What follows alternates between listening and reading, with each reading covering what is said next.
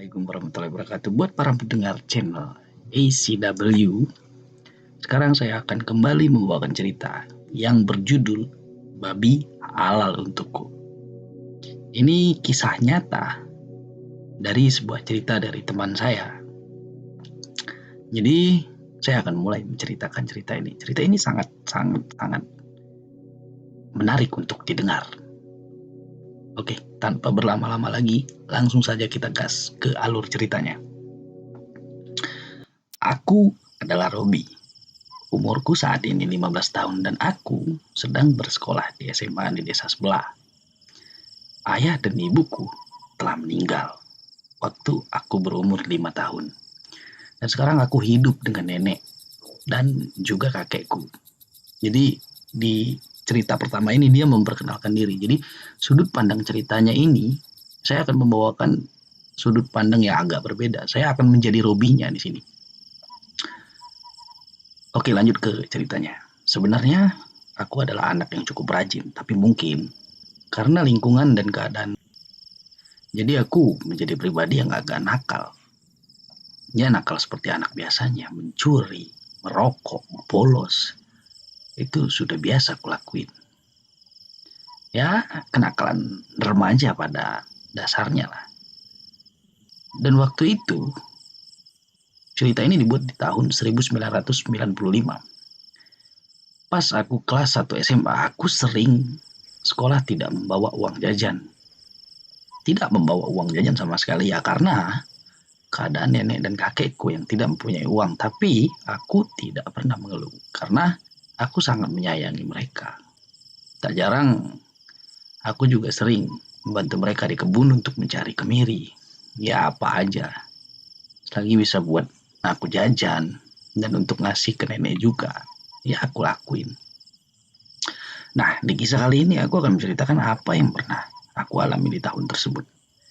Saat itu setelah pulang sekolah aku mengajak temanku untuk ke kebun dan mencari kemiri. Tapi dia menolak karena katanya dia mau main. Ya seperti biasa aku tidak terbiasa untuk bermain-main karena ketika pulang sekolah biasanya aku langsung ke kebun mencari kemiri. Ya apa aja yang bisa menjadi uang. Kadang aku juga mencari kayu bakar untuk dijual ke tetangga. Kadang juga mencari cabai apa aja yang bisa aku jadikan uang. Tak jarang aku pun disuruh orang untuk naik pohon kelapa.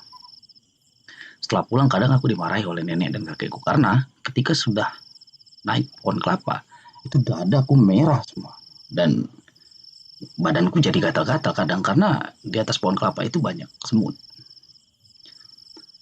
Setelah singkat cerita, jadi aku memutuskan untuk pergi sendiri ke kebun. Ya sebenarnya aku sudah sering pergi ke kebun sendiri, jadi aku pun tidak takut. Nah pada saat aku sedang berjalan mengarah ke kebun, tiba-tiba aku melihat dari kejauhan ada pohon kemiri yang sangat besar. Tapi aku berpikir, mungkin buah kemirinya juga banyak ya. Jadi aku memutuskan untuk mencari di sana. Padahal itu bukan kemiri yang dimiliki oleh keluargaku, oleh nenekku. Ya, tapi aku tetap waspada untuk melihat takutnya nanti ada pemiliknya. Tapi ya namanya pada saat itu aku pikir ya ini peluang untuk menambah buah kemiri yang ingin dipanen. Seperti itulah pikiranku pada saat itu. Dan ternyata memang di sana buah kemiri sangat banyak. Dan aku segera dengan terburu-buru mengambil semua kemirinya. Setelah mengambil di sana, aku segera beranjak ke arah kebunku untuk kembali mencari lagi. Setelah lama mencari ternyata hasilnya tidak seperti yang kuharapkan. Jadi aku memutuskan untuk mencari ke kebun sebelah. Bukan kebunku. Seperti biasa, aku sering mencuri kemiri orang. Dan hasil yang kudapat tadi, aku tinggalkan di kebunku. Jadi aku tinggalkan di bawah pohon. Aku membawa karung yang kosong. Karena kan ini judulnya aku ingin mencuri. Jadi tidak boleh membawa barang apa-apa. Tidak boleh berat seperti itu. Setelah menyembunyikan hasilku tadi di bawah pohon pete, itu aku tutupi dengan rapi dengan daun-daunan. Setelah aku mengecek kebun sebelah, aku segera mencari di kebun sebelah dan ternyata hasilnya lumayan. Setelah itu aku kembali cari terus ke kebun-kebun yang di dekat-dekat kebunku itu ku cari semua. Tapi aku pun tidak kunjung puas dengan hasil yang kudapat karena hitung-hitunganku di rumah itu sedang tidak ada beras, tidak ada lauk. Jadi aku harus mencari agak banyak supaya hasilnya banyak nanti pas pulang. Dan singkat cerita, tiba-tiba hari hujan dan aku memutuskan untuk berteduh sambil merokok. Jadi walaupun aku waktu itu masih remaja ya, aku sudah merokok karena ya mungkin faktor lingkungan tadi. Singkat cerita, dan setelah hujan reda, aku kembali mencari ke kebun yang lain. Tujuanku saat itu ingin membawa banyak kemiri dan membelikan beras di rumah. Tujuanku memang saat itu ya beras sudah tidak ada, ya bisa dibilang sudah sedikit. Jadi aku tidak mau nanti beras habis dan kasihan lihat nenekku harus berhutang di warung lagi. Aku tidak mau. Dan ketika karungku sudah hampir penuh, aku memutuskan untuk pulang. Tiba-tiba aku dikejutkan dengan kehadiran seekor babi besar di hadapanku. Setelah babinya lari, aku pun melihat ke arah babi tersebut dan kulihat ada pohon kemiri yang sangat besar. Dan aku berpikir tidak ada salahnya untukku penuhi terlebih dahulu karungku. Nah, di sini kesialan menimpaku. Disinilah titiknya. Saat itu, ketika aku sedang mencari, tiba-tiba ada suara kaki yang sedang mengarah ke arahku. Pas kulihat itu adalah bapak-bapak yang punya kebun. Seketika aku pun terkejut. Karena yang kulihat bapak-bapak itu membawa parang yang sangat besar. Dan seperti ingin membunuhku. Nah, aku pun lari seperti kesetan. Dan aku melepaskan kemiri yang ada dalam karungku tadi. Dan aku lari menjauh dari bapak tersebut. Di sanalah terjadi kejar-kejaran yang cukup lama. Tapi memang lariku kencang, jadi aku berhasil menjauh dari bapak tersebut. Setelah aku merasa aman, aku memutuskan untuk beristirahat di bawah pohon besar. Kira-kira waktu itu sudah pukul jam 4 sore dan aku merokok sambil beristirahat. Setelah rokokku habis, tanpa sadar aku tertidur. Nah, ketika aku terbangun ternyata hari sudah malam. Aku tak tahu itu jam berapa karena aku tidak bisa melihat apa-apa. Mungkin waktu itu pukul jam 8 malam. Karena yang anehnya waktu itu aku sudah tidak mendengar suara azan. Ketika itu aku benar-benar panik. Jadi aku berjalan, tapi aku tak tahu kemana arah yang kutuju. Karena tanpa aku sadari aku sudah terlalu jauh masuk ke hutan dan aku terus berjalan sambil berteriak. Jujur, waktu itu aku benar-benar ketakutan. Ya, bayangin saja. Aku di tengah-tengah hutan dengan kondisi baju lembab. Perutku mulai lapar dan aku tidak membawa minum, hanya ada rokok dan korek. Dan pada saat itu kalaupun mau buat api, tetap tidak bisa karena kondisi hutan baru saja hujan dan lembab. Dan singkat cerita, setelah berjalan berjam-jam, aku memutuskan untuk beristirahat karena aku sudah sangat-sangat lelah. Dan aku naik ke atas pohon untuk tidur. Karena kalau tidur di bawah, aku takut ada binatang buas. Ya maklum, karena pada saat tahun itu masih banyak yang namanya harimau Sumatera. Jadi aku memutuskan untuk tidur di atas. Singkat cerita, pada saat sebelum aku tidur, aku merasa badanku sangat kedinginan. Nyamuk begitu banyak. Ya jujur aku malam itu menangis karena ketakutan. Tapi ya aku pura-pura kuat saja. Yang lebih kutakutkan lagi adalah aku takut nenek dan kakekku mengkhawatirkanku. Karena tidak biasanya aku pulang larut ataupun aku tidak pulang ke rumah. Kalaupun aku tidak pulang ke rumah, biasanya aku mengabarkan terlebih dahulu untuk tidur ke tempat temanku. Seperti itu contohnya. Setelah keesokan harinya, ketika terbangun, aku pun langsung terperangah. Ketika terbangun, karena sejauh mataku memandang, aku hanya melihat hutan yang sangat luas. Dan ketika itu, aku berinisiatif untuk naik lebih tinggi. Siapa tahu, ini ada di pikiranku, aku bisa melihat arah. Dan setelah naik ke atas, aku mulai berani berteriak karena ketika itu aku hanya melihat pohon-pohon besar.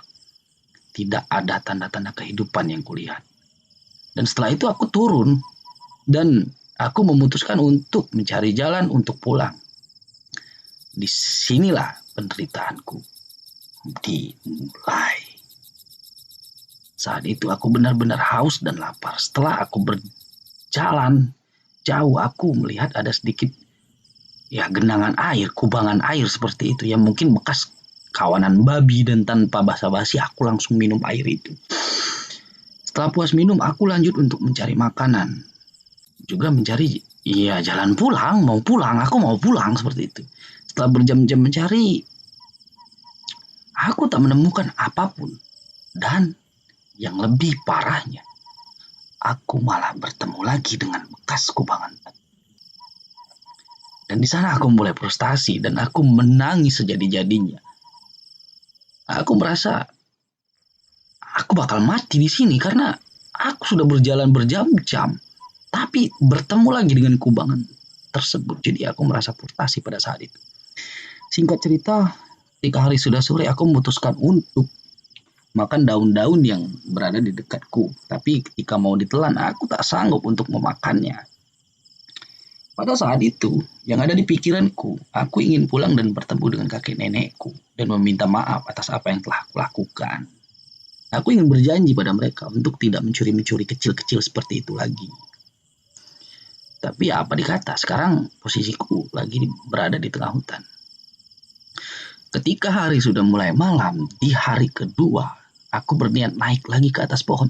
Tapi ketika mau naik ke atas pohon, badanku sudah tidak sanggup karena sudah hampir 3 hari aku tidak makan. Badanku benar-benar lemas dan aku memutuskan tidur di bawah pohon itu. Aku sudah tidak memikirkan binatang buas. Aku sudah pasrah pada saat itu.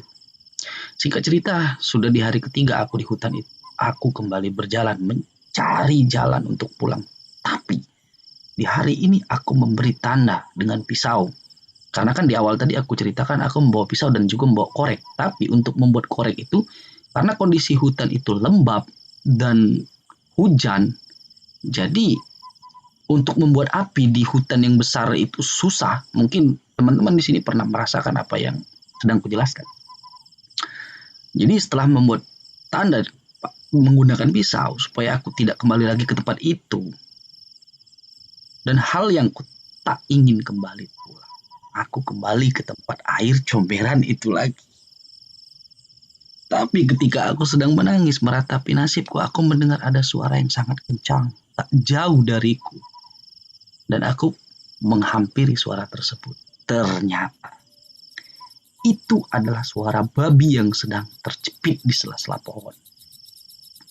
Dan aku pun hanya memandangi babi itu sambil sedikit tertawa karena melihat babi hutan tersebut yang sedang terjepit. Memang babi itu ketika berlari mereka tidak bisa melihat ke depan. Ya mungkin karena mereka kan tidak punya leher. Dan setelah beberapa menit memandang babi tersebut, aku terpikir untuk makan babi. Ingin ku makan babi tersebut, tapi aku merasa jijik karena babi diharamkan di agamaku.